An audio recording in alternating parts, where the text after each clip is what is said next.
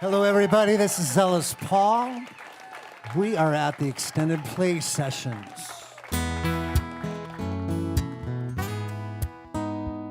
How you doing?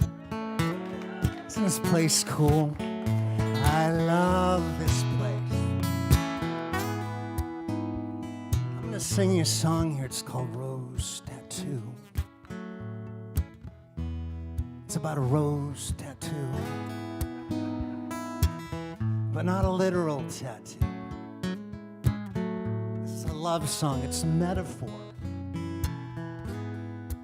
It's about how when you're in love with somebody, they get in your skin and you carry them with you wherever you go, like a rose tattoo. And I have to explain this every night when I play this song, because what was happening was people were sharing their tattoos with me at the merch table at the end of the night. I just want that to stop. This is just a love song. It's not a call to action of any kind.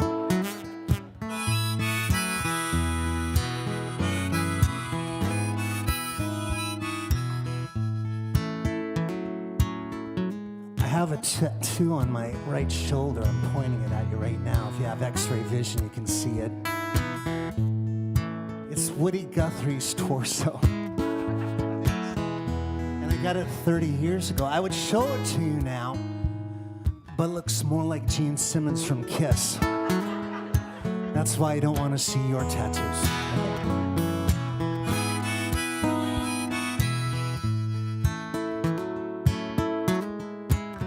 I got laid off each Monday. I'm calling to tell you, you don't sit with me well. I feel like I failed you. You say we got each other, and that's plenty enough. And I know that's true. But we got one kid coming, one still in diapers. It's a rainy drive home with one good wiper. Leave the porch light on.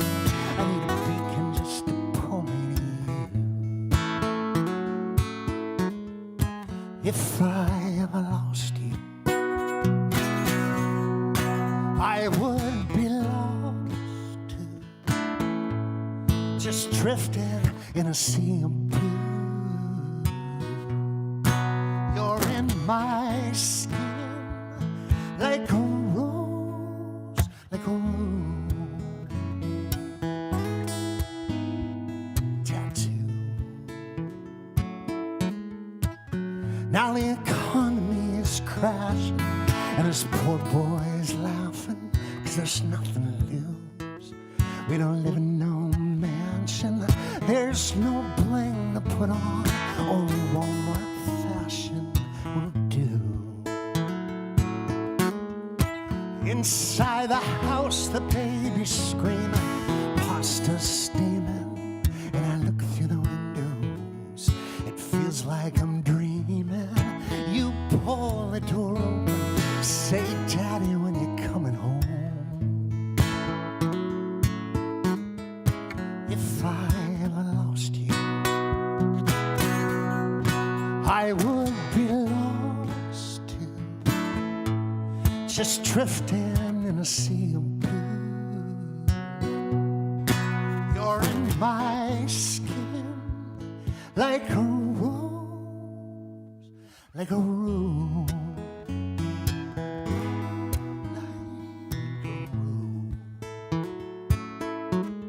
And you say, well, fine, for the best case scenario.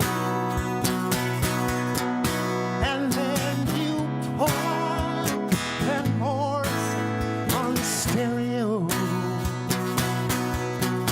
Sure, there's trouble in the boardrooms, trouble in the factories, trouble in the alleys out back. We've got love in these patterns. Love is what matters. And baby, I got your back. Got your back. Got your back. I've got your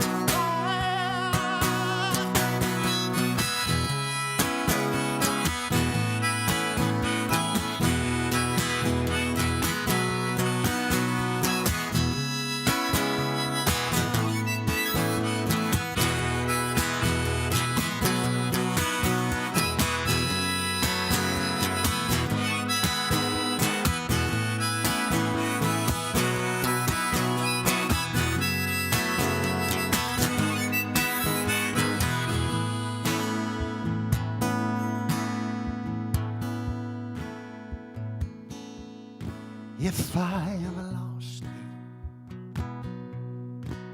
I'd be lost too, just drifting in a sea of blue. You're in my skin like a rose, like a rose,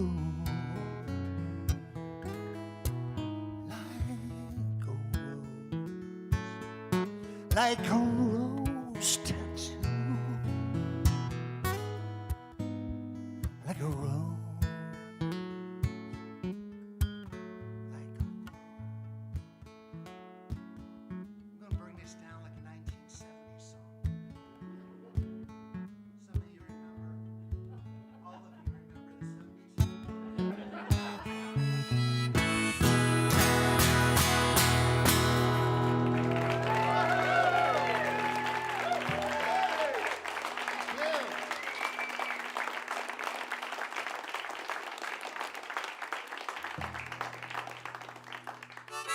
Tonight I've decided that I'm going to end every song on a ninth chord.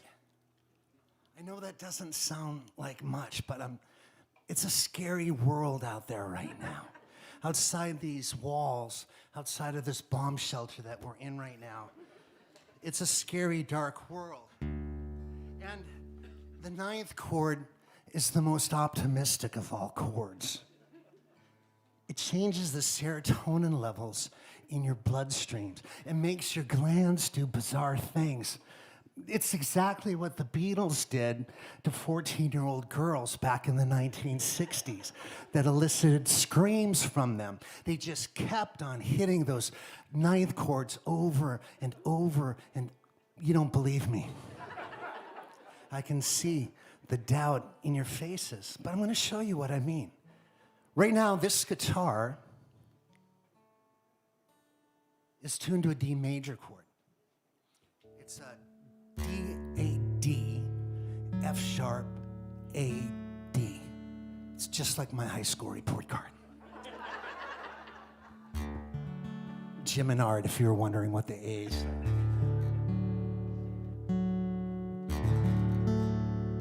And outside these walls right now is a minor chord world. It sounds like this. It's uncertain and it's sad. Now I'm going to throw a ninth chord on this, and I want you to pay attention. Maybe for the first time in many years for some of you, I want you to pay attention to your bloodstream and all those glands that are putting shit in it, okay? So I'm going to play that the major chord first. There's nothing wrong with that. That's a bright, sunshiny chord, but now I'm going to throw the ninth on it. Now listen up. Here it is.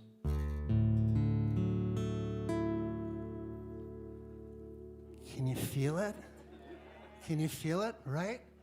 There you go. So I want you to scream like a 14-year-old girl next time I hit it. This song I recorded back a long time ago with Vance Gilbert. It's an album on Rounder Records. A song written by Mark Orelli.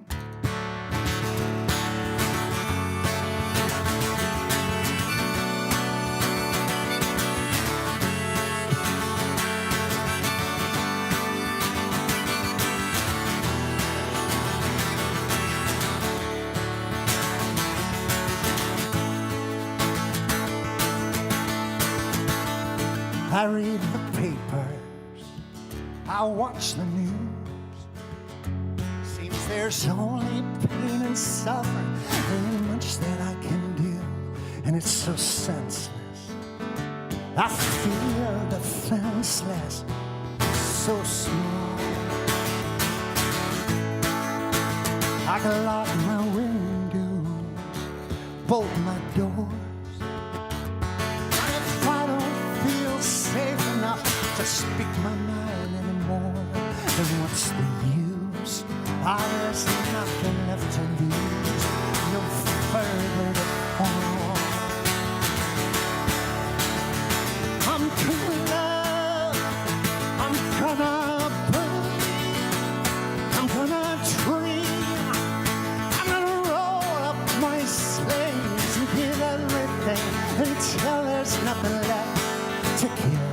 That's the only way I know how.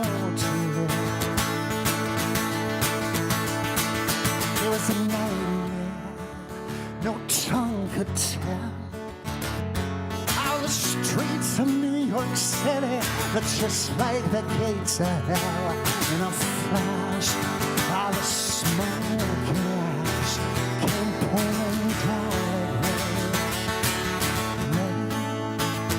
They circled wagons, they gathered around, and they bravely pulled their brothers and their sisters from the crowd. And I know that I only know and to be afraid. So I'm gonna believe, gonna dream.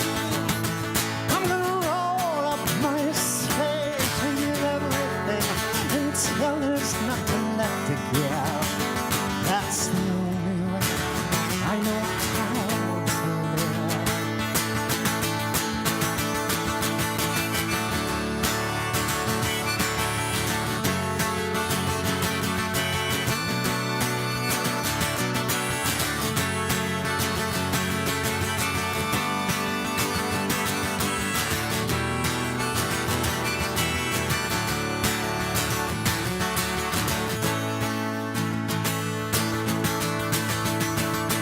I will not tell you what to believe.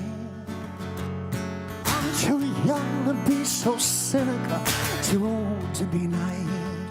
But if every action breeds a reaction, then this be mine.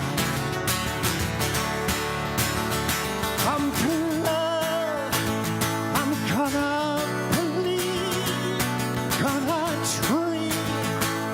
I'm gonna roll up my sleeves, give everything until there's nothing left to give. That's the only way I know how to live.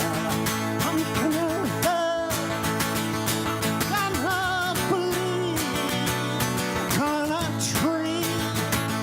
I'm gonna roll up my sleeves and give everything until there's nothing left to give. That's the only way I know how to live.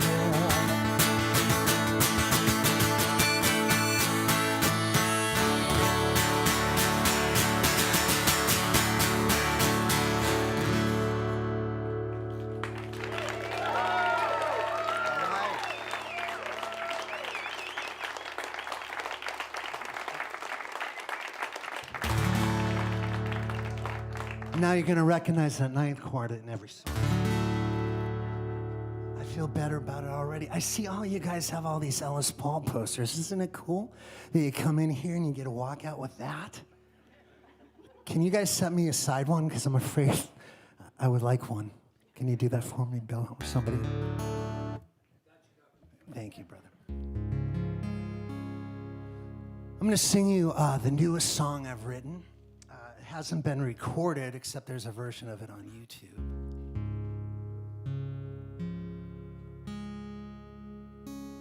I got a phone call from the Cafe Lean. It's one of the oldest running folk clubs in the country. It's a little bit of a Taj Mahal kind of place if you're on the folk circuit. It's the equivalent of a Club Passim.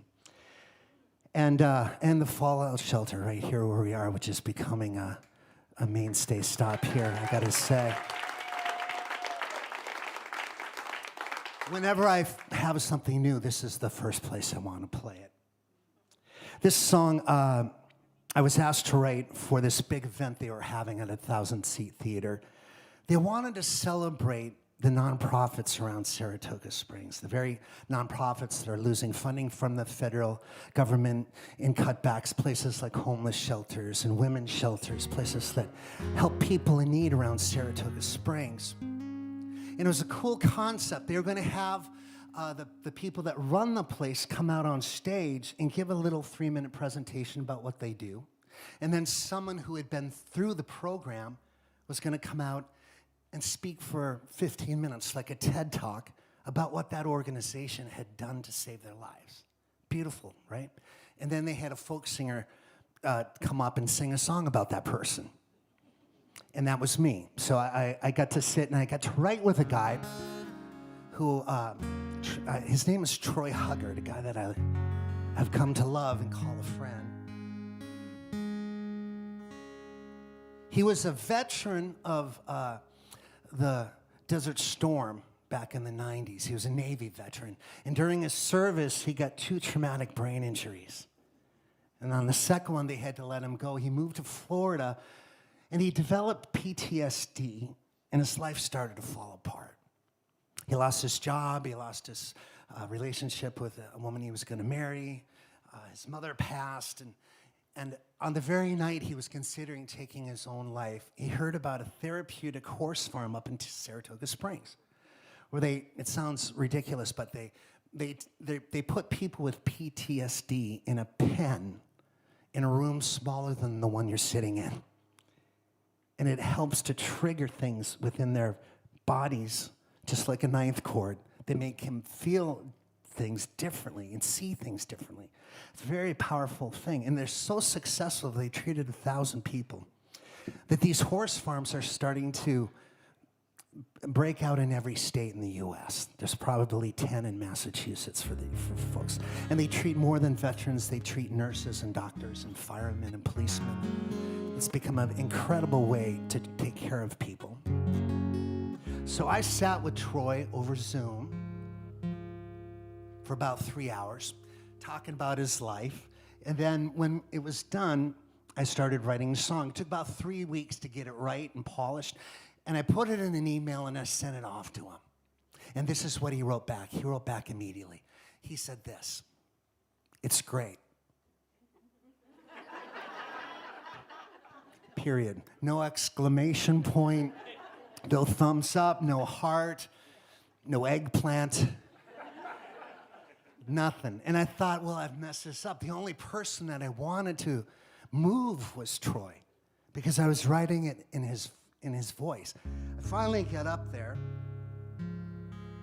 and I met him in person, and he had tears in his eyes. He really loved the song. He just couldn't express his feelings in an email, and he could barely express them with anything but tears in front of me. And we formed a great friendship that night. So I'm going to sing that song here for you. If you like the song and you want to find out more about Troy, if you go to YouTube and put Ellis Paul Troy into the search engine, his TED Talk will come up, followed by this song.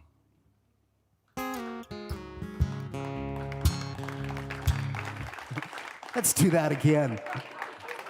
I was like a really slow-moving bag of Jiffy Pop. Just slow. All right, I'm gonna count to 3 and just clap like you're excited, I guess. It was beautiful. It was beautiful. It was also really fucking awkward. Not on you. You did your job. It was just they were slow to pick up on. They've been drinking. I don't know. It's raining outside. Let's try it again. 1, 2, 3. There we go. Look at the effect a ninth chord has on an audience. I was just a Navy kid. That's when my whole family did. I was 18, packing up for boot camp in Desert Storm. But nobody ever warned me about all the trouble I'd see, taking fire on the Arabian Sea with no place to dock her, a coffin for a locker, taking fire from stern to keel on a ship made of American steel. It got dark.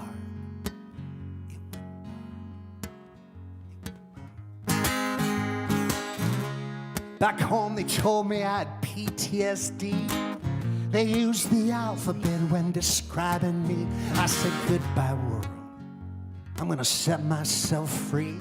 And the gun went from my hand to my mouth. You see, my whole world was headed south. And I saw my reflection. It said to me, hey, you gonna do this tonight? Go get your hair cut, put on your navy whites, officer and gentleman style. Set the scene just right. So I stumbled down to the barber shop, and there I overheard this conversation. The man in the chair said a horse had been his salvation. And the barber said, what could a horse do? What could a horse undo? How's a pony gonna carry you through something every psychologist has failed to do? What could a horse do? What could a horse do?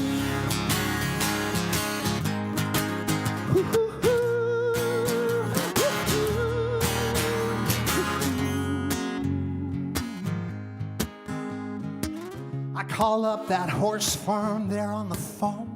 A man named Bobby answered, made me feel less alone. I said, I've looked everywhere, I've turned every stone, and it feels like I've lost everything. And it sounded like he may have been wings. He said, we're gonna fly you up to Saratoga Springs.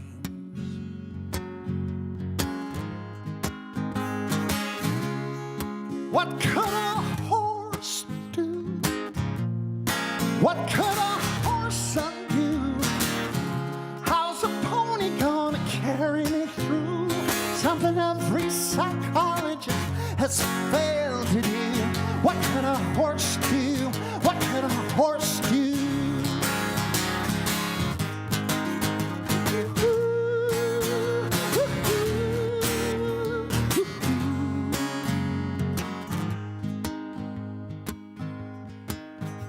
So there I stood in this little round pen.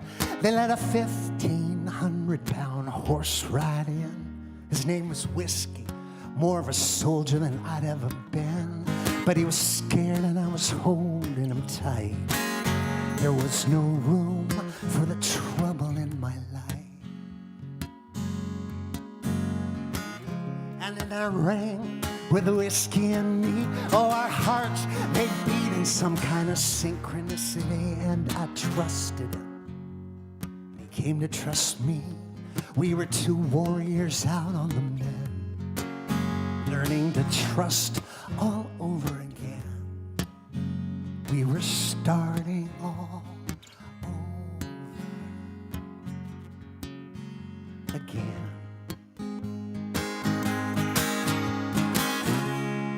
What could a horse do? What could a horse undo? How's a pony gonna carry me through something every psychologist has failed to do? What could a horse do? What could a horse do?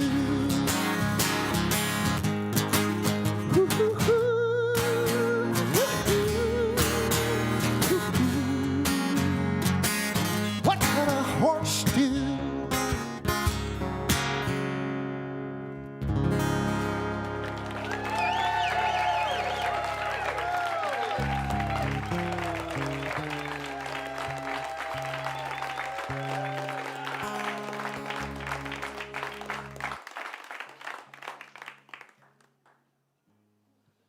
You're so programmed, it's beautiful. I mean, I trust your sincerity too, but I feel your performative nature in your responses.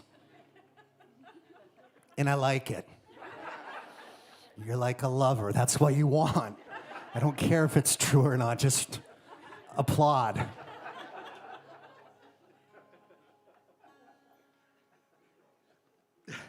You get that on camera? Okay. Is that going to go up on YouTube? Tonight? Okay. I'll make sure my mom's watching. Back in the 1960s, a man named Johnny Cash went on stage at the Grand Ole Opry, and in his bloodstream was every illegal known substance to man. He was having addiction issues at the time, and it was a serious problem. It got to be so serious that he stepped on the most sacred stage in the country, and everyone knew something wasn't right. Someone started to heckle him in a crowd, and in a fit of rage, Johnny started to yell back at him, and then he decided to destroy the stage at the Grand Ole Opry by kicking out 57 stage lights across the front of the stage. The Opry had no choice. They had to ban him for life for doing it, and they did. It took them about 10 years before they let him back on stage there. This is a song that's a biography of Johnny Cash. It starts on that very night, but it also talks about how much of a badass he is. Now, this is a call and response song. It's not a sing-along. It's more of a shout-along. And you know you're doing great if the person sitting next to you is slightly embarrassed for you. That means you're overgiving. In a performative nature, you're being louder than you have to because you're trying to please. This is the R-rated show. I didn't know that was getting... So I'm going to shout out to you, kick out the lights. And you're going to shout back, Johnny Cash, Johnny Cash, Johnny Cash. All right. With great enthusiasm. All right? Let's see how you do. Kick out the lights. Kick out the lights. Kick out the lights. Kick out the lights. Here we go. Now Johnny Cash, the man in black, was at the Grand Ole Opry, drunk on ambition. Whiskey coffee was dancing with beans. Nothing could stop him tonight. But it felt like a church. He said a little prayer, ran to the stage, taking 2 and 3 stairs. You could heckle old Johnny, he wouldn't care, 'cause tonight he's gonna kick out the lights, kick out the lights. Kick out the lights. Kick out the lights. Kick out the lights. Now you can play a big theater, the chandeliers and pearls. Rage inside a stadium, the rows of pretty girls. Take the fancy jet tour around the world. If you like, it's alright. Now you can play Folsom Prison to the robbers, the crooks. The 300 killers giving back dirty looks. If there's a prison ride, you're gonna get the hooks. So tonight, you better kick out the lights, kick out the lights. Kick out the lights. Kick out the lights. Kick out the lights. Oh, hey, play on, Johnny, the last note's gone. Rage on, John. Johnny, the last note's gone.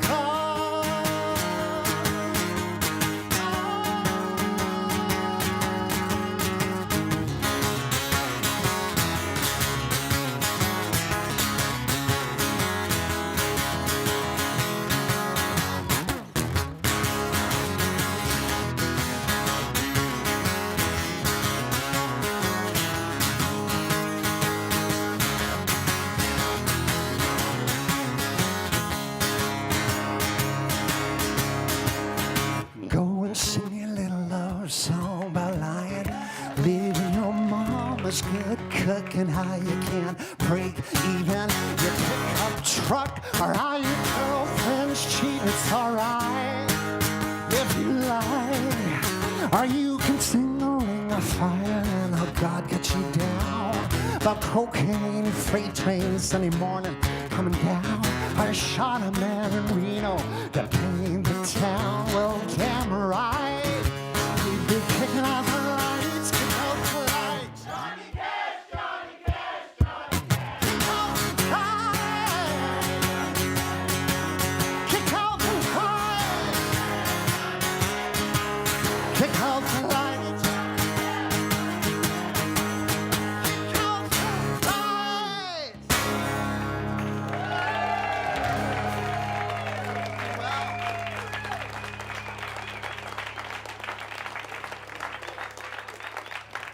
Man, you did. You took it to heart, and I've never seen a woman more embarrassed.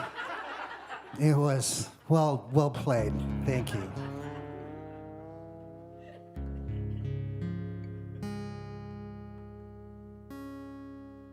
I want to tell you the story, the origin story of this guitar, because this is the last tour it's going to be on.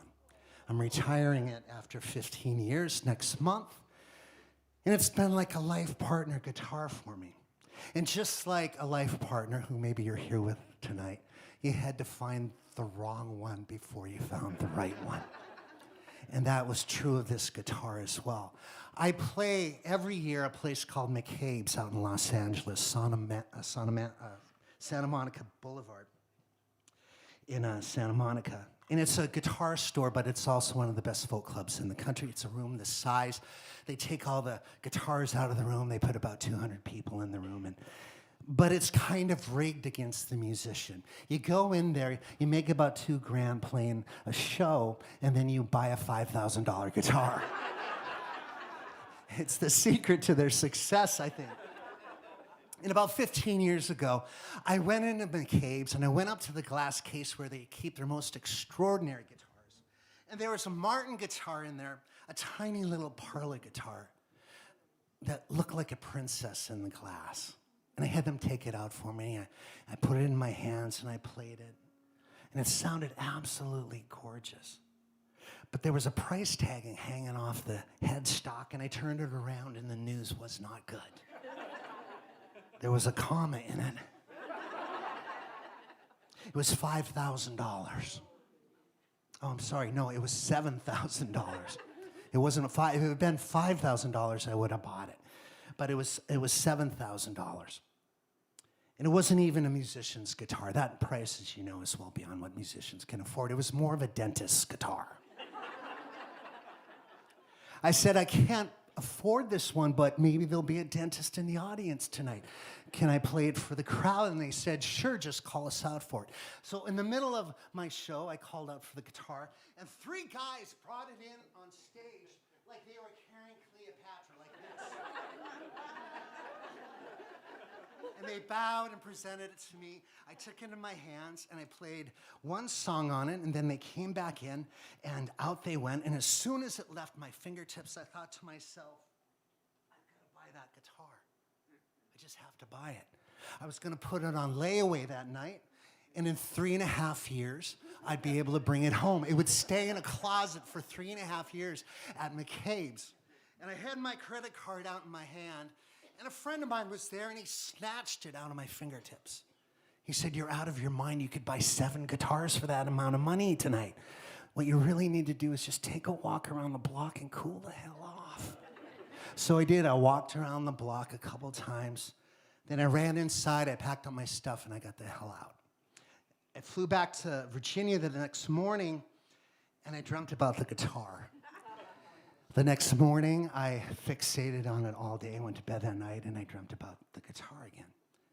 So when I woke up the following day, I bought a ticket back to McCabe's and flew from Virginia to Los Angeles on that weekend, on Saturday.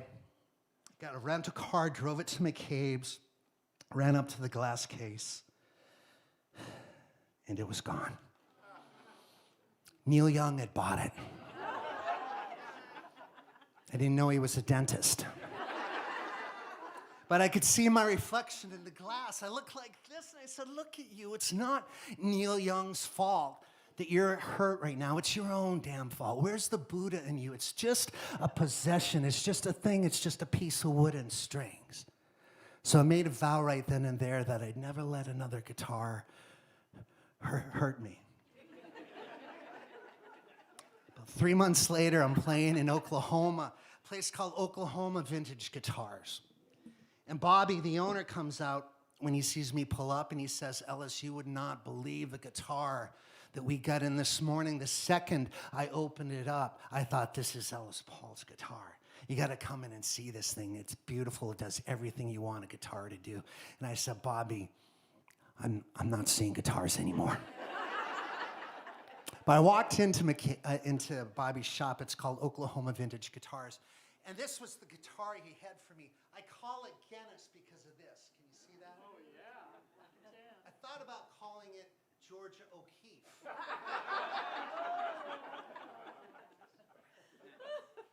Educated audience. And this is an extraordinary guitar. It's got this beautiful wood that was chosen for the store by the company that made it, Taylor. And the brown, this is all one piece of wood. And the brown that you're seeing in it is where the sap line ran through the tree when it was cut down. It's extraordinary. It's got three horses running up the neck and 3 tones of wood. It's got this sharp cutaway, which is very hard to do in cocobolo, which is a heavy wood. And I never play up here, but sometimes I just do this. Usually in private. I fell in love with it immediately. I said, well, could I play it during the show? And he said, sure, just call us out for it. So in the middle of my show that night, and this is on YouTube as well if you want to see it, I'm playing it and I'm thinking, this guitar is even better than the one that I played in Los Angeles. It's more I had no idea what it cost because he just got it in that day. He hadn't put the sticker on it yet.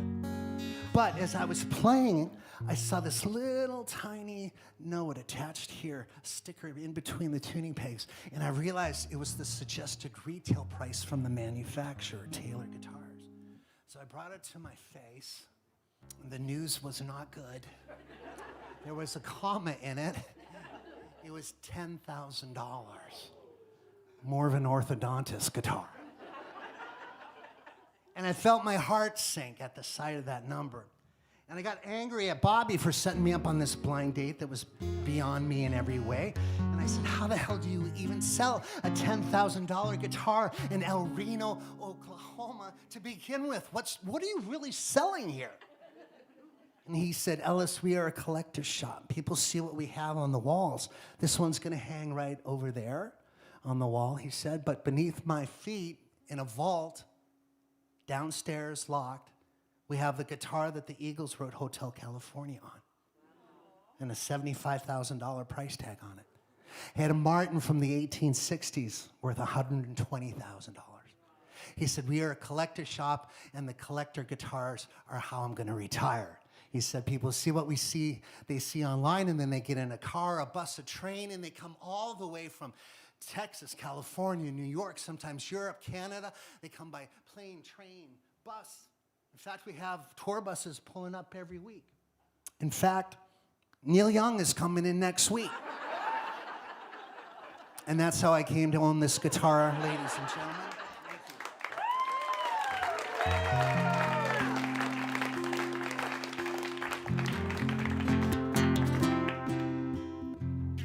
The song was inspired by Big Sur, California.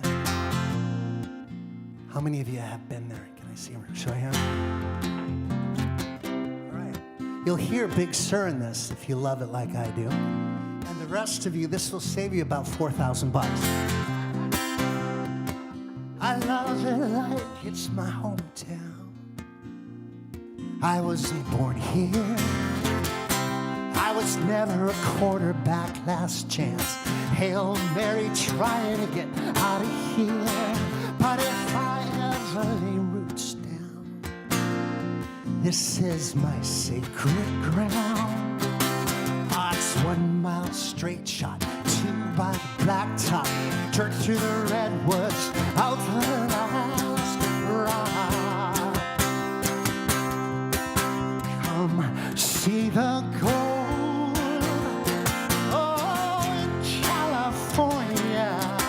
It's like God's own painting. I'll be there waiting for ya. Take a jet plane, dirt road wide, westbound train. It's waiting for ya.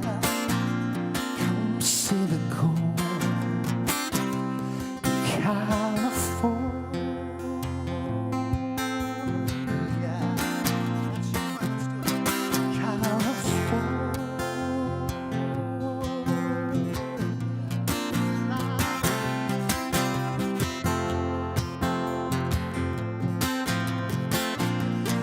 One more time,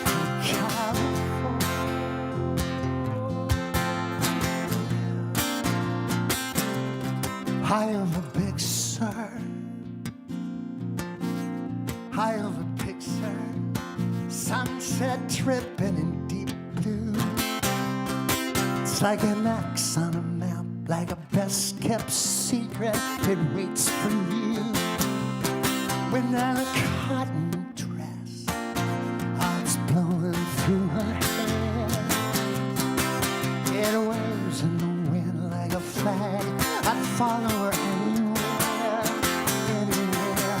It's 1 mile straight shot, 2 by the blacktop, dirt through the redwoods, out to the last rock. Come see the gold, oh, in California. It's like God's own painting. I'll be there waiting for ya. Take a jet plane, dirt road, wide and real, westbound train. It's waiting for ya. Come see the gold, California.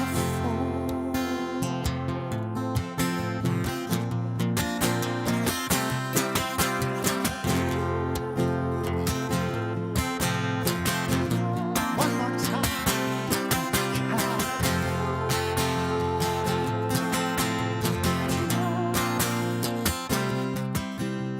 Hollywood hippies acting all trippy, riding Route 1, sitting out a quake.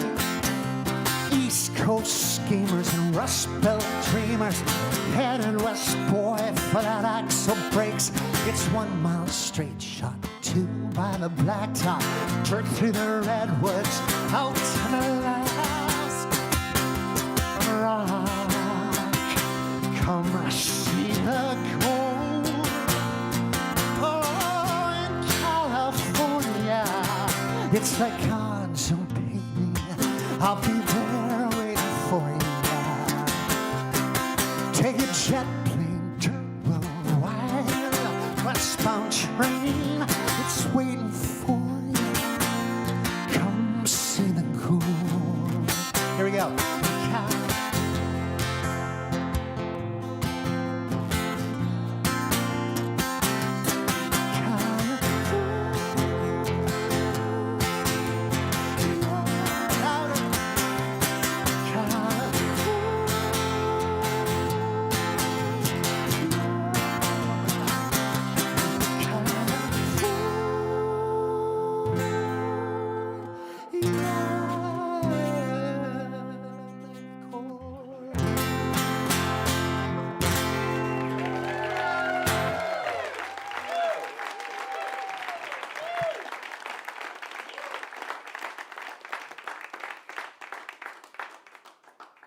What's going on behind me, but I'm thinking they know what they're doing. This on. Oh, there we go. Thank you. We have a surprise for you later on in the show. The first time I've ever shown photographs publicly behind me. This song is about Ireland. One of my gigs as a professional musician is to do stuff that's not just about performing. It's about leading vacation trips with fans of mine. This summer, I took 150 fans of mine to Norway on a cruise ship. We went to Amsterdam, and we went to the Van Gogh Museum as a group. Then we got on board of a cruise ship, and we went into the fjords for a week. And at night, I would play in a club on the boat about this size to just us, just our people. And one of the trips that I lead every year is to Ireland with a smaller group, about 25 people. I'm going to be there in September this year. And I wrote this song back in 2020 because of COVID. We couldn't take the trip. And I missed Ireland so much, I thought I'll write a song about Ireland. And so this is that song. It's called Holy. And it's a piece of historical fiction. It's like a James Michener novel. It's that kind of thing. In fact, this song is 3 hours long. You're going to love this.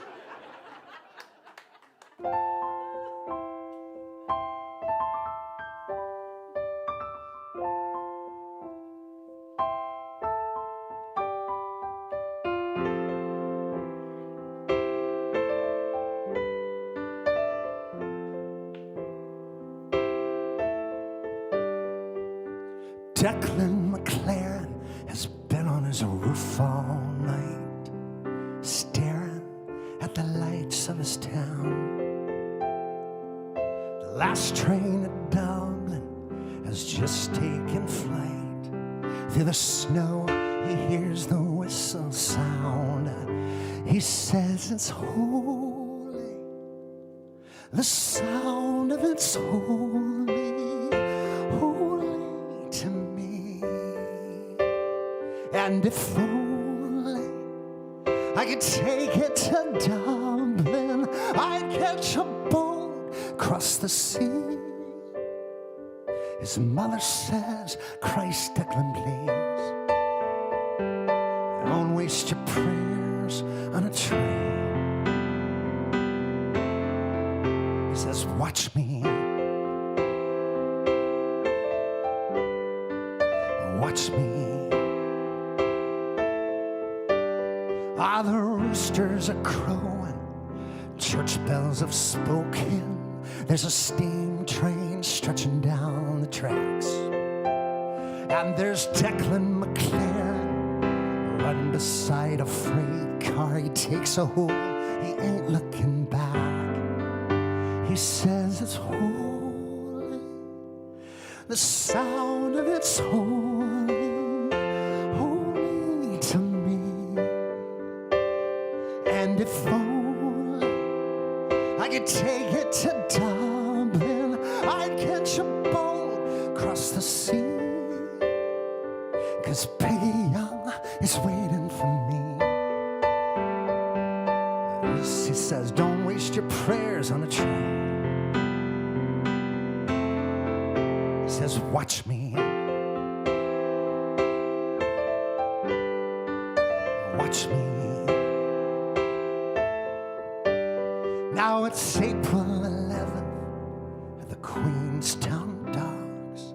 There's a foghorn calling across the waves, and there's Declan McLaren, the third-class ticket on the biggest ship man's ever made. He says it's holy, the sound of it's holy, holy to me.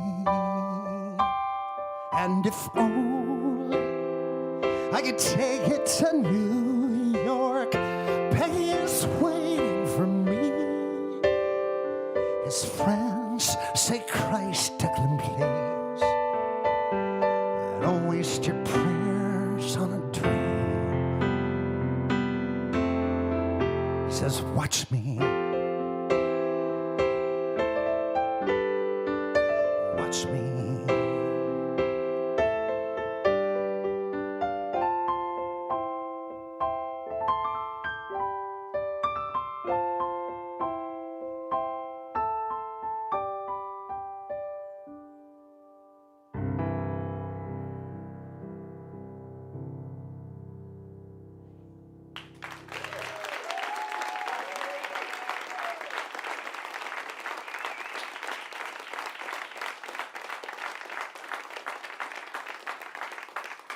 So we have been to California, we have been to Ireland now, and this one is going to take us all the way to Alice's Champagne Palace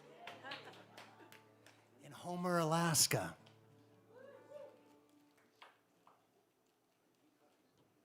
I wrote this song about this beautiful bar. It's the fallout shelter of of Alaska.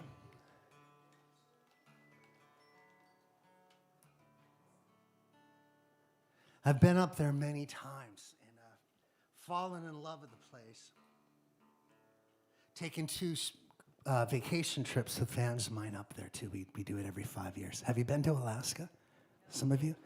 Listen, if you get a chance, that's the cruise. I know a lot of people don't want to go on cruise ships because they don't think it's their thing, but believe me, if you're going to take a cruise, that's a beautiful one to take. It's really, really fantastic. We're going to do a couple more songs and we'll take a little break.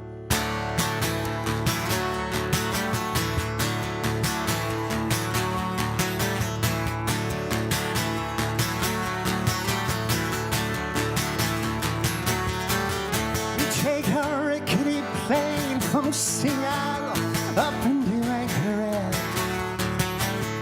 Step on the platform, staring at the midnight sun.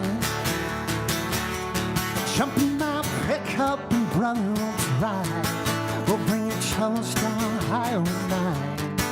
I got a pull-out couch and a job lined up at the Kennedys.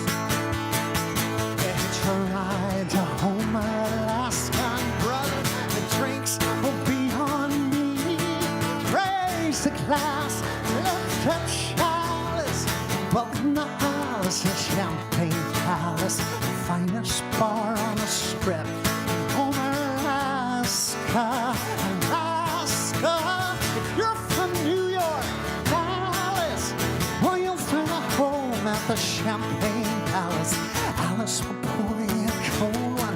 Go ahead, Alaska. If you're on our way to Alaska, Alaska. The mountains rise from ocean to sky in Homer, Alaska. Announce to your breath and your troubles in the blink of an eye. You'll hear a band with a steel guitar, and there's a window seat right at the bar.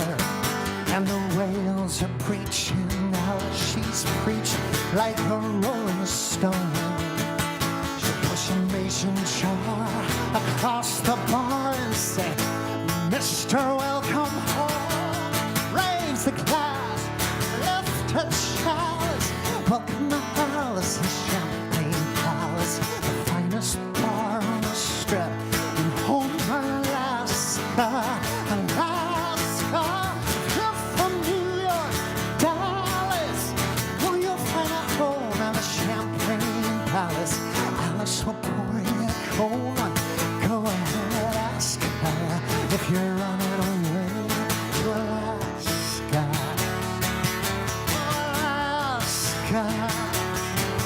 You've never been to a prettier place than Homer, Alaska. You have never met a kinder face than the one behind the bar. Homer's a town full of misfit toys, renegade women, runaway boys. Everybody's got some story here in Homer town. Sometimes you gotta go to the end of your vista. Turn yourself around, raise the glass, lift a chalice. Welcome to Alice, the Champagne Palace, the finest bar on the strip in Homer, Alaska, Alaska. If you're from New York, Dallas, well, you'll find a home at the Champagne Palace. Alice will pour you a cold one. Go ahead, Alaska, if you're running away. Brother, you just might stay if you're running away to Alaska. Oh, Alaska.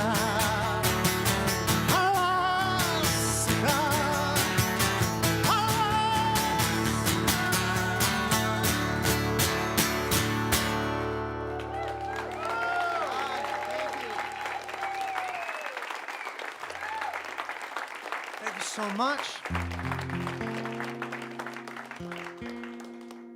I got a dear friend, and I believe he's a great songwriter as well, one of the best of the up-and-coming people in Massachusetts that I've run across. And tomorrow is his birthday. And he's here tonight, and I'm going to invite him out to sing a song with me. This is Dan Rice, y'all.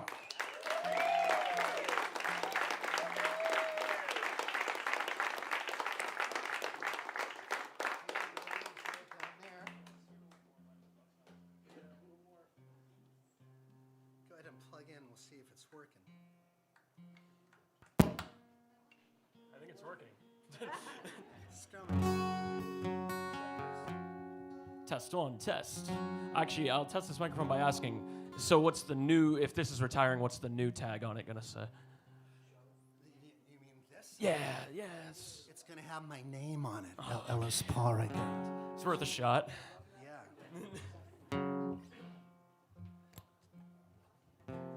This song is called 3,000 Miles. Thank you both. I'm glad you're here. Thank you.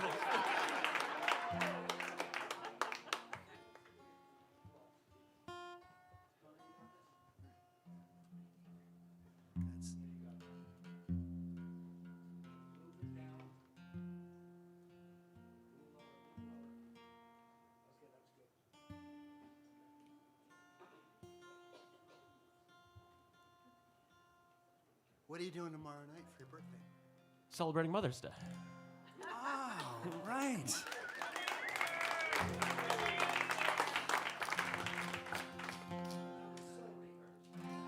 What greater gift than life, I guess. I don't know. I guess you would owe her more. More than you know. I hope you'll sing the chorus with us.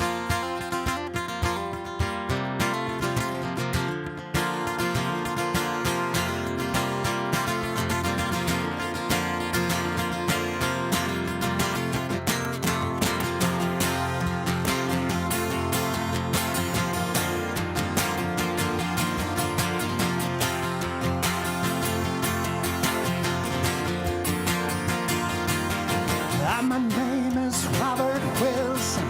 I'm from Milwaukee, Wisconsin. Been living out of a suitcase now for 14 days. I walked up on the fire in Hollywood, caught a Vegas show and was no good. Met a dancer there who starred in a Broadway play. But it's a lonely world in this Greyhound. Believe me, I've been here 14 days. Here we go. Oh, I've come a long way, 3,000 miles. Now I'm 21. That's as good as it gets as any age that I'd confess to. Let's just say I'm old enough to get away. Back in school, I found the only written truth on bathroom stalls and telephone booths. I studied a while, but college got in my way. I learned so much more from the back of this Greyhound, believe me. I've been here 14 days. Oh, I've come a long way, 3,000 miles. Have you seen how the world outside it's turned? It's yours. Hey, we were put here for the learning. People talk to themselves on Greyhounds. Even the driver's strange to hear. They tell the same forgotten story. Till it fall on forgetfully.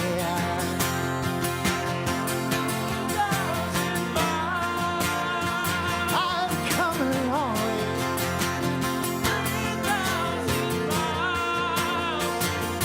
Down in Houston, on comes a woman with 2 kids and a bottle of booze.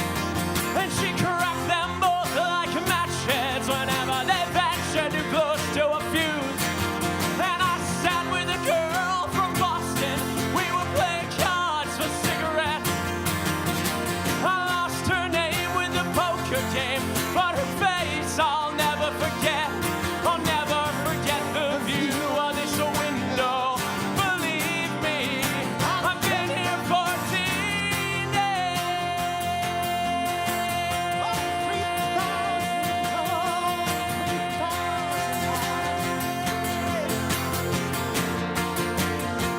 3,000 miles.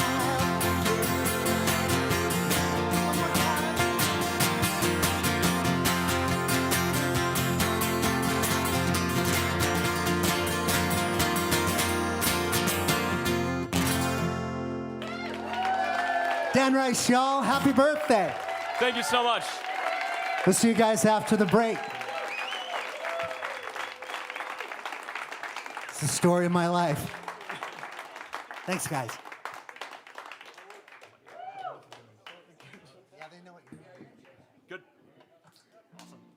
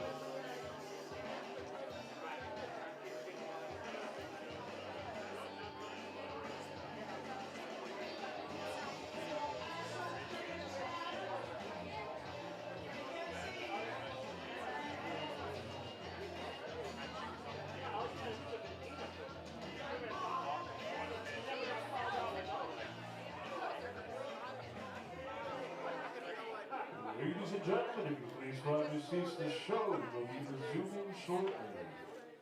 If you could please find your seats, the show will be resuming shortly. Thank you.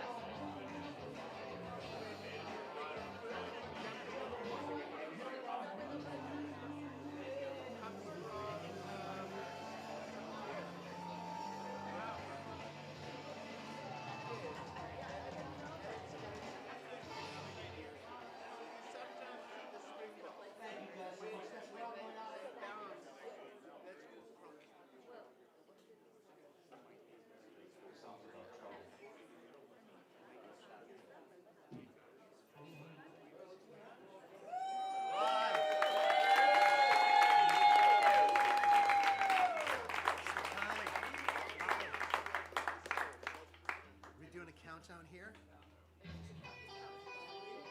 Okay. Okay.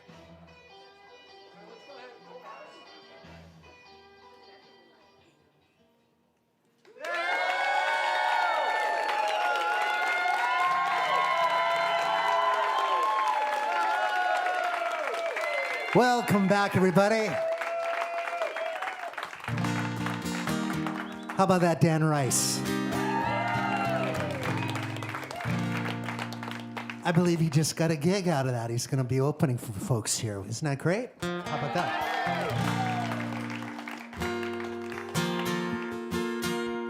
I wrote this on my birthday when I turned 55. 30 years from now, you'll remember this moment. I've lived through 8-track tapes, DVDs, vinyl records still in the sleeves, mixed cassettes I once believed could keep a girlfriend crying. Polaroids were just a trend, rotary phones won't spin round again, and highway maps all came to an end, and nobody saw them folding. And I'm 55, trying to figure out how I'm still alive. Out on a dusty highway, I once rolled my car. I walked away without a scar. I spent countless nights playing smoky bars, trying to find myself a little trouble. Whiskey sour, whiskey neat, but one too many and you're obsolete. Oh, I was living the dream on a lucky streak, nearly trapped like a ship in a bottle. And I'm 55, trying to figure out how I'm still alive. Rand McNally and the fax machine, milk and bringing home butter and cream. The Sears and Roebuck magazine, look what I outsurvived.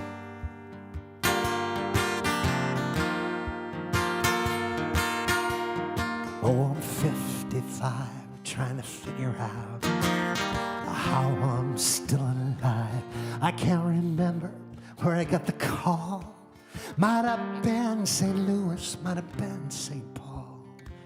They've canceled every show through fall. Turn the bus round, boys, it's over. This virus don't care if you've got mouths to feed, or about songs you're singing while the whole world's bleeding. But you get to stay, and John Prime's leaving. Who's in charge of the order? Rand McNally and the fax machine, milkman bringing home butter and cream. The The Sears and Roebuck magazine took money out survive.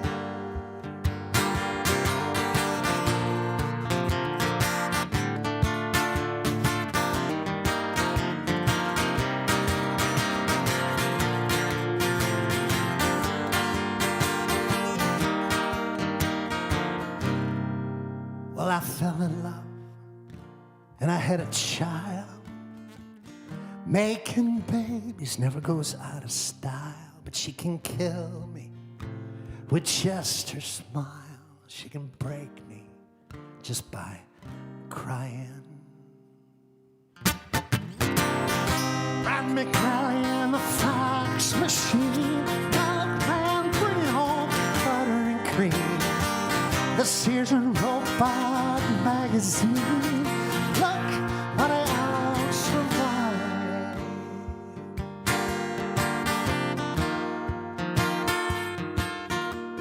Oh, I'm 55, trying to figure out how I'm still alive. Oh, I'm 55, God only knows why I'm still alive.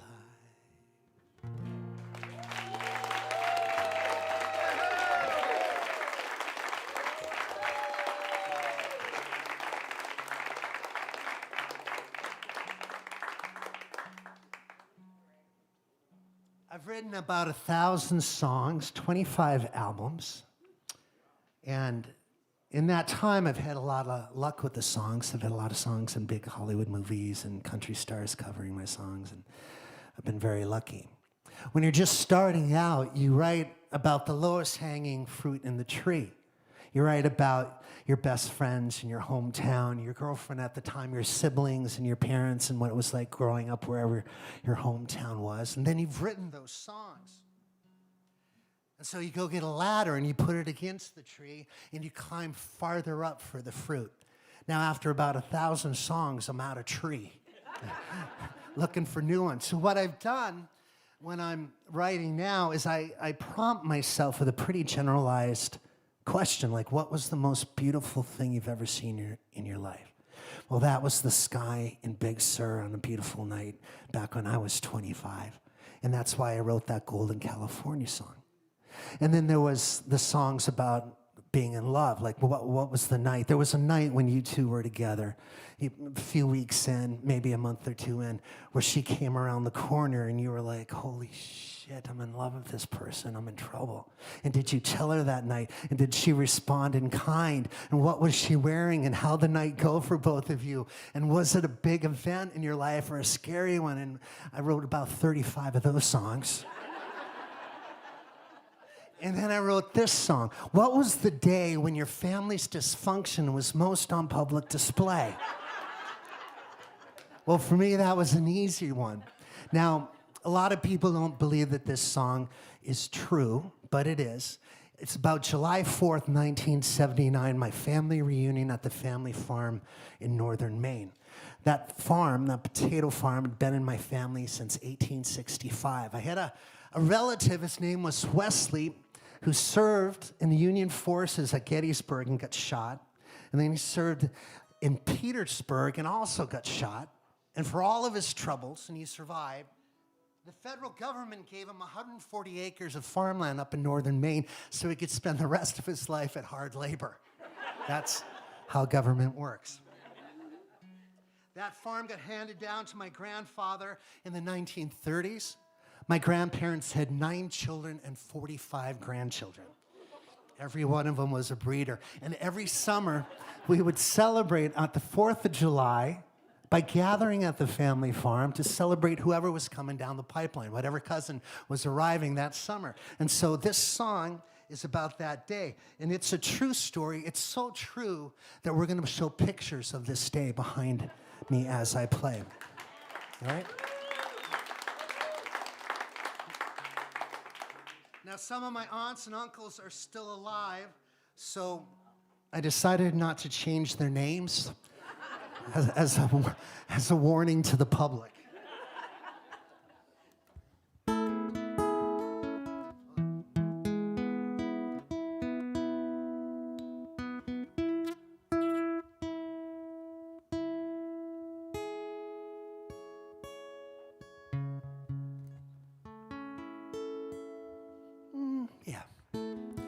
You've all been drinking, it doesn't matter. That guitar sounds fantastic.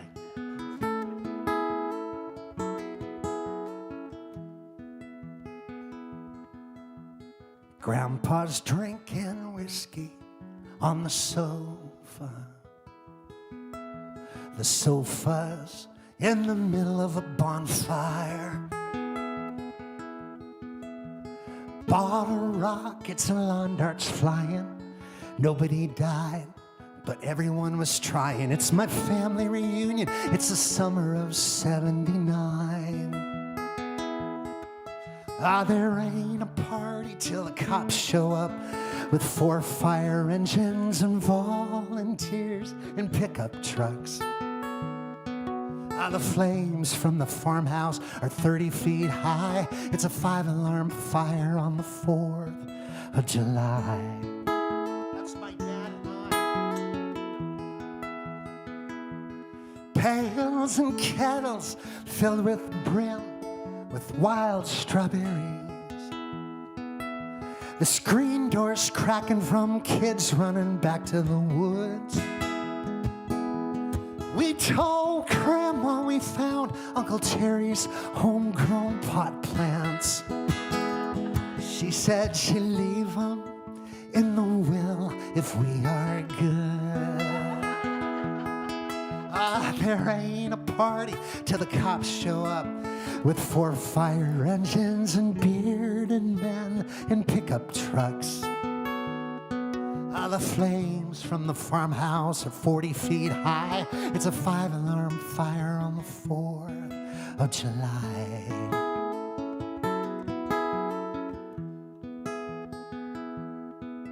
"40 grandkids climbing the apple trees, half naked. And Uncle Fred's underneath his truck with an acetylene torch. Now they say it only takes a spark to get a party going. Well, the truck caught fire, then the garage, then the whole damn porch. There ain't a party till the cops show up with 4 fire engines and pirates and pickup trucks. The flames from the farmhouse are 50 feet high. It's a 5-alarm fire on the 4th of July. It wasn't as bad as a day as it looks. I'll explain afterwards. Burgers flipping like horseshoes out on the back grill. Trying to get a family photo taken, but 40 kids won't sit still. And on Diane is flashing the camera with her boobies. Uncle Buck is rolling something he calls a monster dew.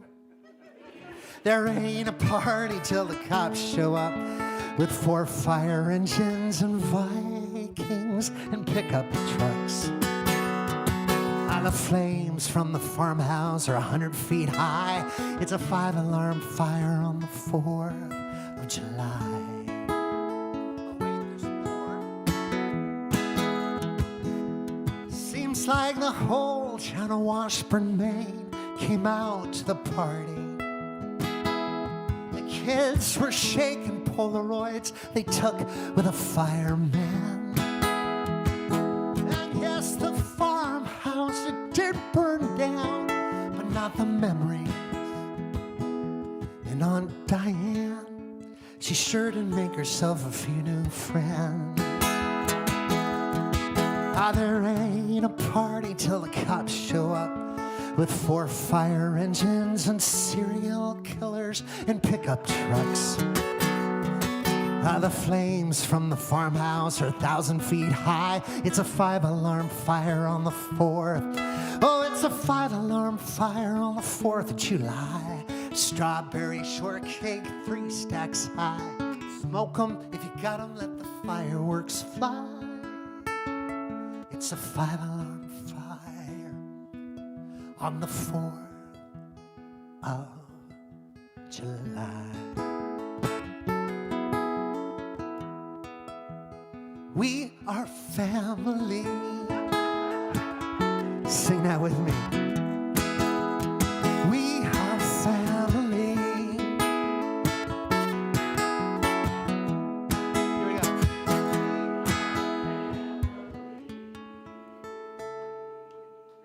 All right.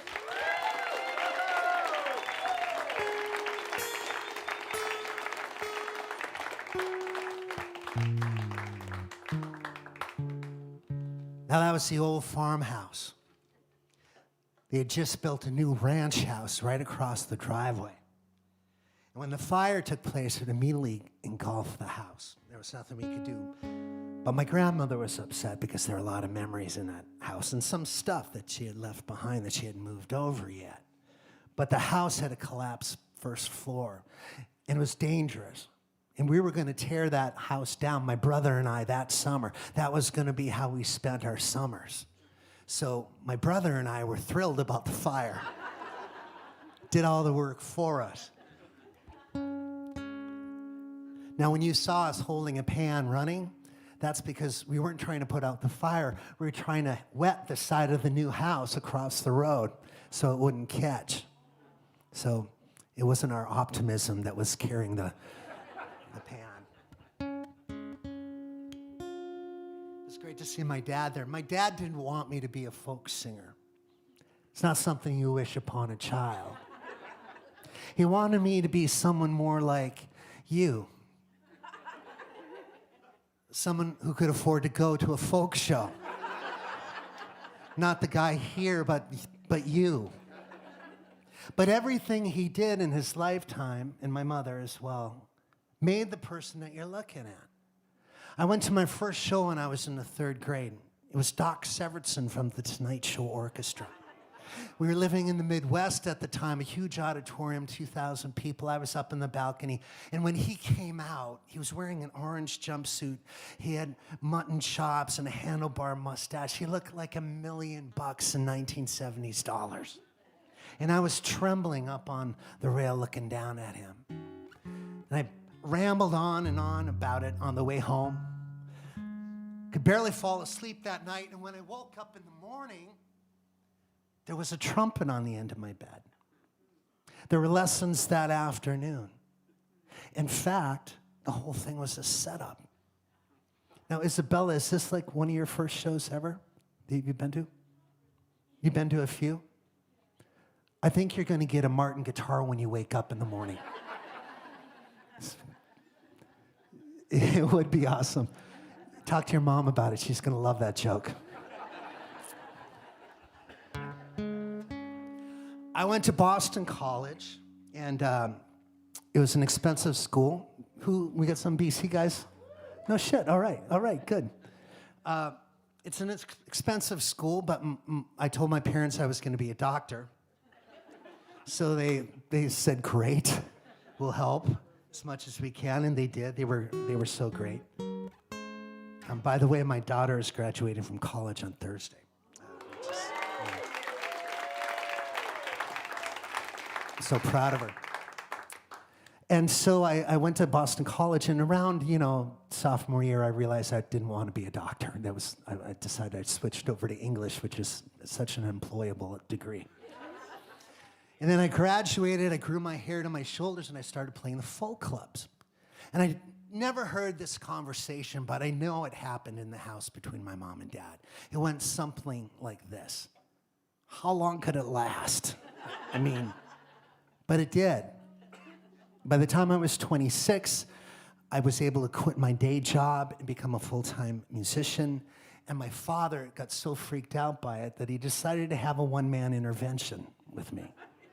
I was up at his house in Maine, going out to a gig. I had 2 guitars in my hand, and he stopped me on the staircase, and he said, "You can't keep doing this." And I said, "I can't keep doing what?" He said, "You can't keep doing music. You got to think about getting a job.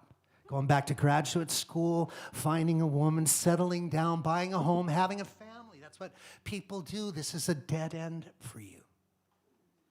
But I was 26 years old. I knew exactly who I was when I was 26. And I knew that In 35 years, I was going to be playing the Fallout Shelter in Norwood, Massachusetts.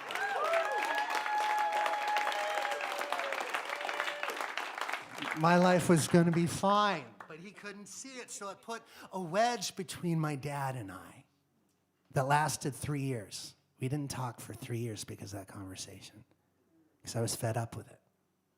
I knew exactly who I was. He didn't come around until I sang the national anthem on Main Day at Fenway Park. That same weekend, I played to 1,000 people at the Somerville Theater, and I put their tickets in the front row so they could see it. And then they came around. It's a beautiful thing. But what he was trying to tell me that night wasn't that you're not talented, or that you can't sing, or hold an audience, or tell a story, or play guitar. What he was really trying to tell me was this: please don't live in my basement. And I finally figured it out, because now I have 2 girls. I was driving them to high school, having one of those fatherly conversations. Where are you going to be in 5 years? Where are you going to be in 10 years? If you could have any career in the world, what would you want to be? And my daughter in the back, she said, I want to be an actress. And I thought to myself, please don't live in my basement. Which is exactly what my dad was thinking. That's all he was worried about. Please don't live in my basement. And it was like his ghost showed up in the passenger side, and he was laughing because he got to see who I'd become. And even more importantly, I got to see who he was, which was a father who really wanted his son to do one better than he did. It was a beautiful come-round moment, and I love that. And of course, my daughter, who's graduating from college, she can be an actress if she wants.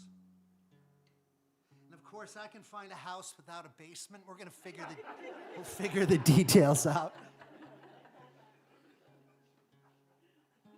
My other daughter is at an art school in Savannah called SCAD. Oh, you were? Yeah. Do you have a kid who went there? Oh, okay. Where did your kid go? That's even more expensive than SCAD. You know that. Yeah. Wow. What are they studying? What's their names? Yeah, make room in the basement. What's her name or his name? Oh, you don't want to give up the name? Because it's on YouTube. Okay, I get it. Well, this song is about never giving up on your dreams. It's called You'll Never Be This Young Again. If I can get this in tune.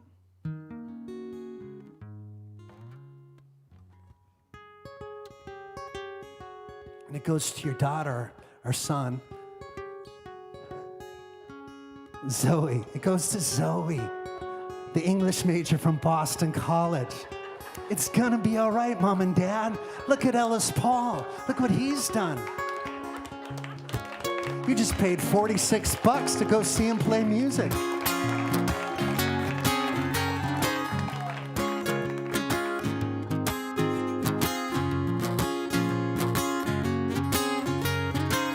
I met a walking man, his life fit in his pockets. His thumb was in midair on a road in Millinocket. A 6-string guitar, his girlfriend's locket. Going my way, my way. Now for a dream he left the mills, left the bricks, left the mortar. I told him I could take him to the Massachusetts border. He sang like a jukebox on an endless roll of quarters. Down the highway, right there, sunny day. Oh, you'll never be this young again. The train conductor's calling your ticket. If it ain't now, then when? Ah, the mountain top ain't gonna wait forever.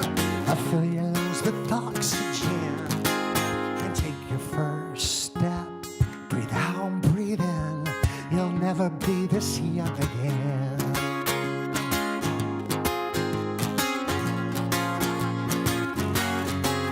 An old friend said said, Ellis, I've been living in a cubicle, making cold calls, popping pharmaceuticals. I thought my whole life would be more like a musical. So write your own West Side Story. Shake off the shackles by a tackle box of boat.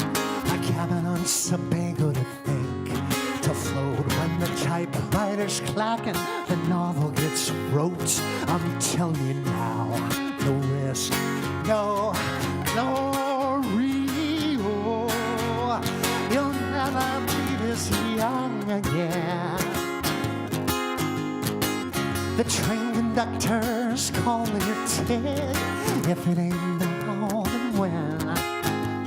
The mountain top ain't gonna wait forever. Fill your lungs with oxygen. Take your first step. Breathe out, breathe in. You'll never be this young again. All right, you'll never be this young again. Again.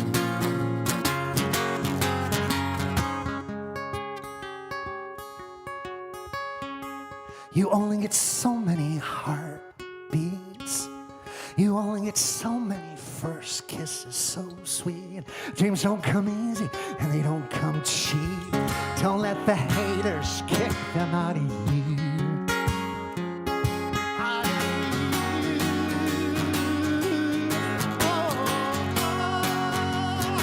Never be this young again. The train conductor's calling your ticket. If it ain't now, then when? The mountain top ain't gonna wait forever. Fill your lungs with oxygen and take your first step. Breathe out, breathe in. You'll never be this young again. All right, you'll never be this young again. Again. Oh, you'll never be this young again.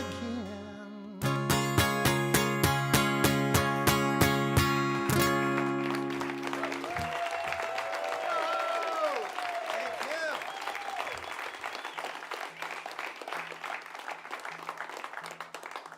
This song's called I Ain't No Jesus. I wrote it on an Easter. It's a good thing to write and think about on an Easter. I was thinking, what would I do if I was in his shoes and I came out of the tomb and I looked at the world we're living in now? What would I do? I thought to myself, I'd say, you clean this up. I can't fix this. It's beyond our control. And I laughed at myself and I thought that would be like a good John Prine song, something he would write. And I immediately thought of my friend who lives down in Nashville, Jamie. And I thought I'll send it to him because we'll write it together and it'll be a co-write, which would be wonderful. And he sounds a little bit, his name's Jamie Kent, he sounds a little bit like John Prine, but he doesn't write in that vein very often. So I sat down, I just wrote 30 verses on my computer, and then I sent it off to him as an email. And I was laughing, and I was very proud of myself. And then I never heard back from him. And then I had a show at the Bluebird, which is the fallout shelter in Nashville, Tennessee. I play there every year. Great place. And I'm driving into town, going right to the venue. And Jamie calls me on the phone. He says, hey, man, I see you're at the Bluebird. I want to finish that song with you. And I said, well, I thought I had offended you because I haven't heard from you for 6 months. And he said, you did. But that doesn't mean we can't fix what I find not right for me. We'll find a middle ground, and we'll get together, and we'll finish it. So we did. We met at a hotel, and we wrote this song. It's become one of my favorite songs that I've ever been a part of. And this is the thing about co-writing. Because you have two different personality types. People that use language and chords and sing differently, and you have a different sense of humor. Sitting side by side in a song can take a complete turn instantly. It's why the Beatles and McCartney and Lennon were so great at what they did, because McCartney was an optimist. We can work it out. We can work it out. John Lennon wasn't. Life is very short, and that he was minor key, and he was driven by phrasing, not as much as melody. And that's why they were such geniuses together, because the song could turn at any instant on a dime. So this is a song Jamie and I wrote together. I hope you like it. But you don't have to. You don't have to clap.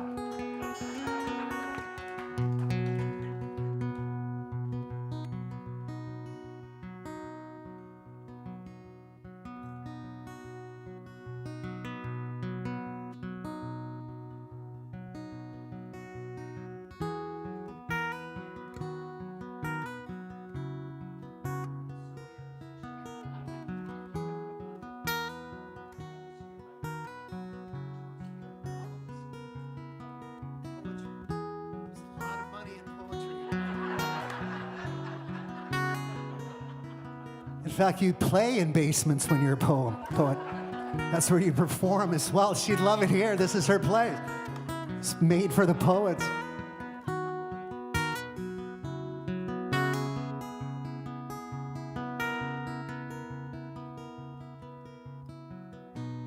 I know Jesus. I've never saved a soul in snow. There's a rumor in the choir I'm just the luckiest guy they know. But I know Jesus never saved a soul.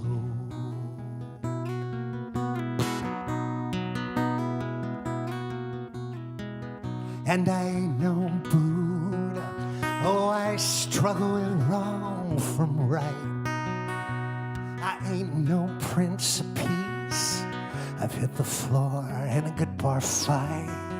I'll ask forgiveness come Sunday, 'cause I'm asking for trouble Saturday night. I ain't no Buddha. I struggle with wrong from right. No, I can't walk on water. I can't part the sea. Only miracle I've seen is you walking down the aisle of me. No, I can't talk to God. I ain't divine. Only miracle I've seen is I can call you mine.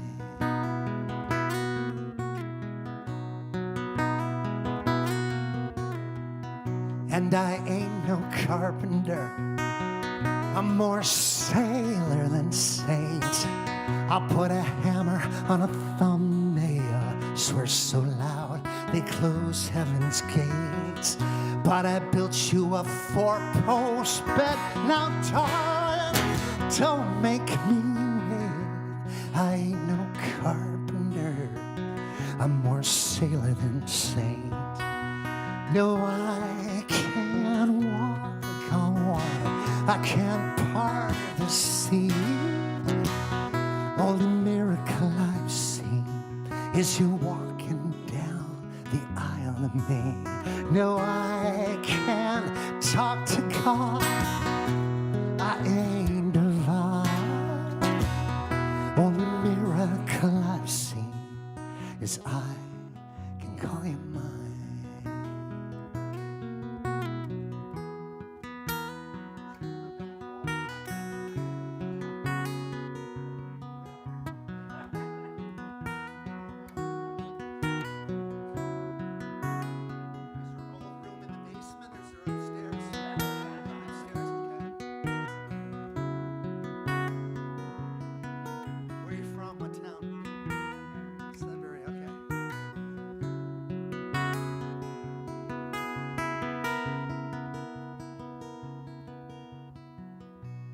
I ain't no savior,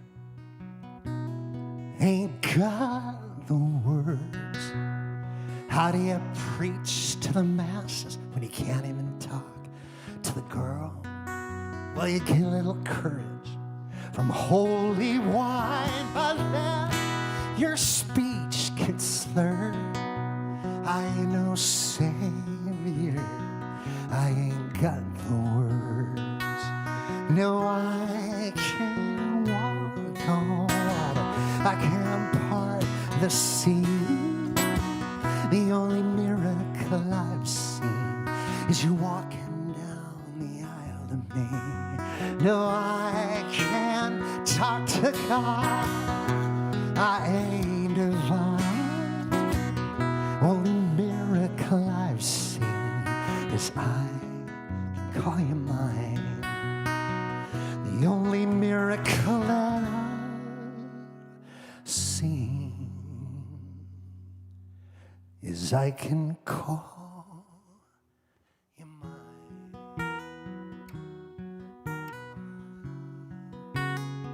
I can call you mine. All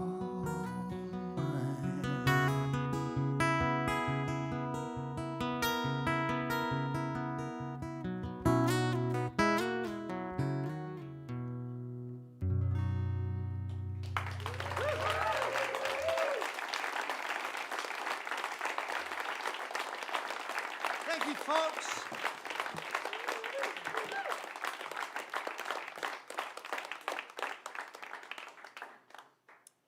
This song was the theme song to a Jim Carrey movie that came out over 20 years ago called Me, Myself, and Irene. This was going to be my chance to prove myself to my parents that I was going to be okay. Because I was going to have this song in this big movie, and it was going to be in the movie as the theme song. So it landed 4 times in the movie, including over the end credits. And it was the kind of money that was going to buy a house. And I bought a house with this. And I was going to get quarterly checks in the mail with comments in it for the rest of my life. So this was my moment to say to my parents, this one song is going to cover me for a long time to come, for the rest of my life. But you can't see the movie. I can't let you go to the movie because it was the dirtiest R-rated comedy ever released. It was actually the biggest R-rated comedy ever released at the time of its release. So I said, listen, this is what we're going to do. I'm going to take a VHS tape and I'll edit it and I'll put it all together. Every time my song shows up in the movie, I'll make a tape of it so you can see it, and then you'll see what it was like when it was in the movie theater. But my mother rented the church bus at the Methodist church, and she put 20 of her friends in it. And the day that it opened, she drove them all to the multiplex cinema in Bangor, Maine, and it did not go well for her. See, this movie set a record for using the F-bomb in a movie. It made Scarface look like a Disney film. It attached the word mother to it as well as a running gag, and it was bad for her. She never quite forgave me, but I'm still playing the song every night again. Thank you for coming, folks. This is going to be my last song. I appreciate you for being here.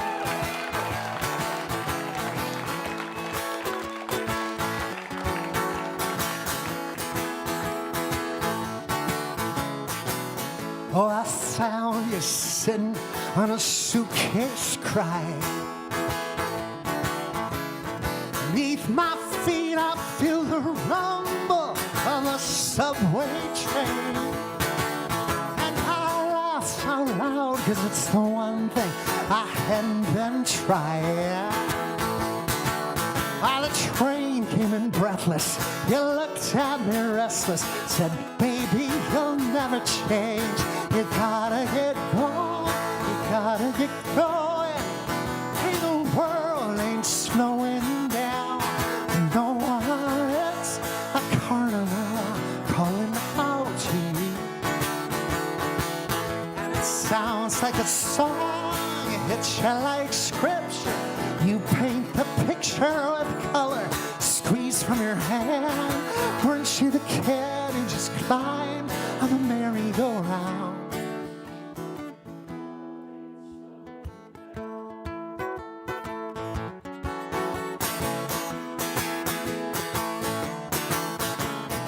I Out on the sidewalk, pigeons to the moonwalk.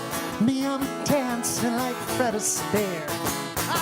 Lampposts are rocking, whole town's talking like a fool in a barber's chair. I get the sensation, joy and frustration, like being caught by a tropical rain. Freedom can numb you when there's no place to run to. It feels just like Novocaine.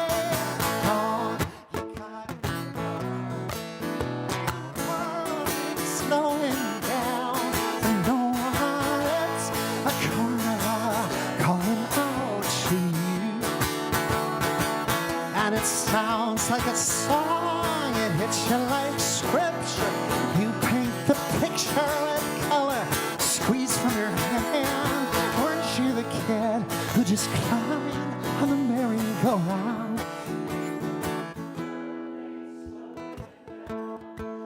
Just time flies in a blink of an eye. They're done with their college, and you're like, why did I have 2 kids that are in college at the same time? Why didn't I wait 4 years for the...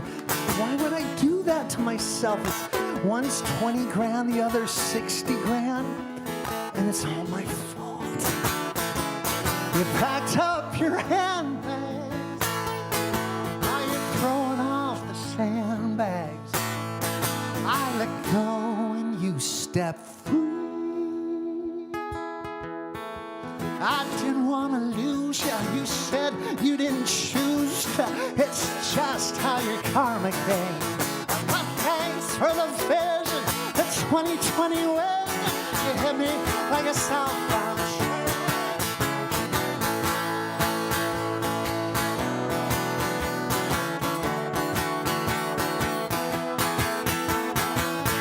It's a carnival call. Oh, it's calling out to you. It sounds like a song. It's like scripture. You paint the picture with color, squeeze from your hand. Weren't you the kid who just climbed on the merry-go-round? Hey, look.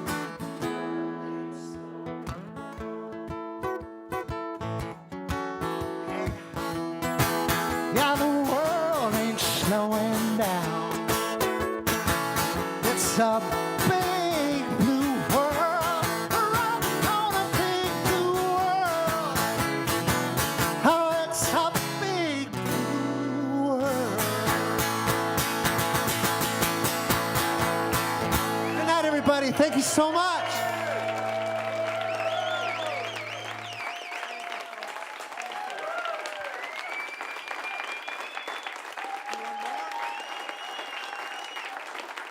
Thank you so much. Sit down. We'll do one more. What are your names?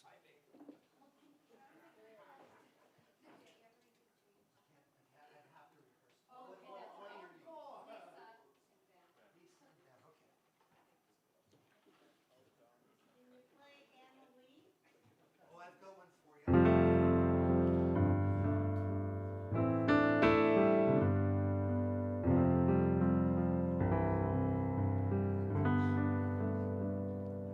Lisa and Ben, they've been lifelong friends. They had kids together. What were their names? Is it just Zoe and that's it? Zoe and Zach. Zoe and Zach, that's that, right? And Zach is in college too. Is he going to be you? Where's he going? Oberlin College in Ohio. Wow, and you can afford to come to a show tonight. Oberlin is so expensive. BC's 90 grand a year. It's crazy. It's up higher than that. Some guy's saying it's higher than that. Oh my Lord, Zoe, what you gonna do with that English degree? Move to Sudbury with your father and me. Sudbury, it's a beautiful town. Oh, Sudbury. Sudbury. It's a beautiful town. You should get around to Sudbury. It's a beautiful town. When you're 23, not so much. It's a grown-up town. It's a town to have kids. It's a town to raise kids that go to BC. It's no place to be 23. What, are you gonna go to a bar in Sudbury? Meet a guy? I don't think so. But there's room in the world for poetry, yes there is. There's plenty of room for poetry, yes there is. Maybe even in a place like this, in Norwood. There's the hippest club in the world. It's the hippest club in the world. We see young people like Dan Rice get a start here. His first real club gig is gonna be here. It's gonna be here. It's gonna be here. Maybe next year, opening for me. Or maybe we'll have poetry. Ellis Paul featuring Zoe. We hope so, we hope so. She'll do fine, she'll do fine. What about that kid of mine? She's graduating Thursday with an English degree just like her pop. I don't know. Maybe they could write poetry together. We'll have to exchange numbers. Dan and Lisa, I wish you the best. I wish you the best. Keep that kid close to your vest. Zoe and Ella, Dan Rice, they're gonna do just fine. They're gonna do just fine. They're gonna do just fine. And their parents are gonna drink lots of wine. So good night, good night, good night. I hope you get to Sudbury all right. Look out for cops, they're sitting there waiting for you. I used to live in Wayland, right off of 20. Russell's Garden Center, they were my landlords. I know the map of that place pretty well. And thank you folks for letting me make music for 40 years now. 40 years now, I'm so lucky. Thanks for coming out and get home all right. Good night, good night. Good night, y'all. Thank you.